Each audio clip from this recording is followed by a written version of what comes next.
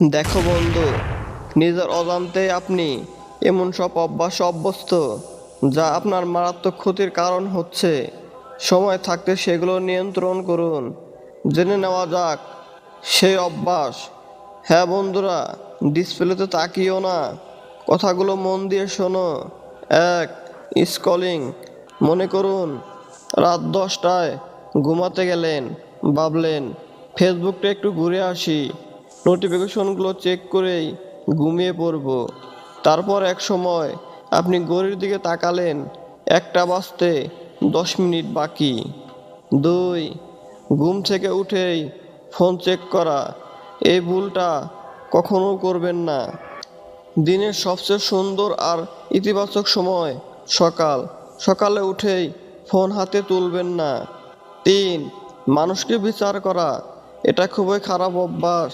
সামাজিক যোগাযোগ মাধ্যম আমাদেরকে আরও বেশি করে এই বাজে অভ্যাসের দিকে ঠেলে দিচ্ছে। আপনি যখন জাজমেন্টের শিকার হন তখন কেমন লাগে? চার, বাজে সঙ্গ। 200 গরুর চেয়ে শূন্য গোয়াল ভালো। আপনার যদি কোনো ভালো বন্ধু না থাকে, যদি একটাই বাজে বন্ধু থাকে, আপনি ওই সঙ্গ ছাড়ুন। বই পড়া, গাছের যত্ন নেওয়া, সিনেমা দেখা, ঘরবাড়ি গুছিয়ে রাখা, নতুন কিছু শেখা, পার্কে হাঁটতে যাওয়া, গান শোনা বা কোনো একটা কোর্সে ভর্তি হওয়া। একাকিত্ব কাটাতে কত কিছুই তো করার আছে। পাঁচ, সব কিছুতেই হ্যাঁ বলা।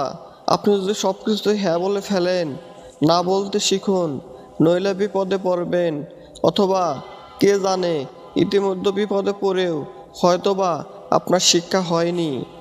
ছয়, খারাপটাই ধারণা করা। মনে করুন আপনার কোনো একটা ক্লায়েন্টের মিটিংয়ে আসতে দেরি হচ্ছে, ফোনে পাওয়া যাচ্ছে না। আপনি কেন ধরে নেবেন তিনি আপনাকে উপেক্ষা করছেন? হয়তো তার কোনো কারণে আসতে দেরি হচ্ছে। তাড়াহুড়ায় খেয়ালই করেননি যে ফোনটা সাইলেন্ট। ইতিবাচকতা ধরে রাখুন। সাত, অতিরিক্ত দুশ্চিন্তা। আরেক শ্রেণীর মানুষ আছেন অতিরিক্ত দুশ্চিন্তা করা, যাদের স্বভাব জীবনে ঘটেনি এমন সব বিষয়ে চিন্তা করে।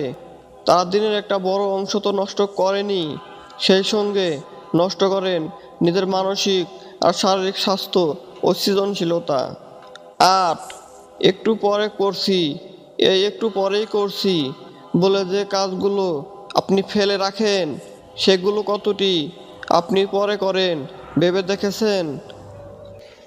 ইনশাল্লাহ এই অভ্যাসগুলো যদি আপনি বাদ দিতে পারেন, তাহলে আপনার সফলতা নিশ্চিত।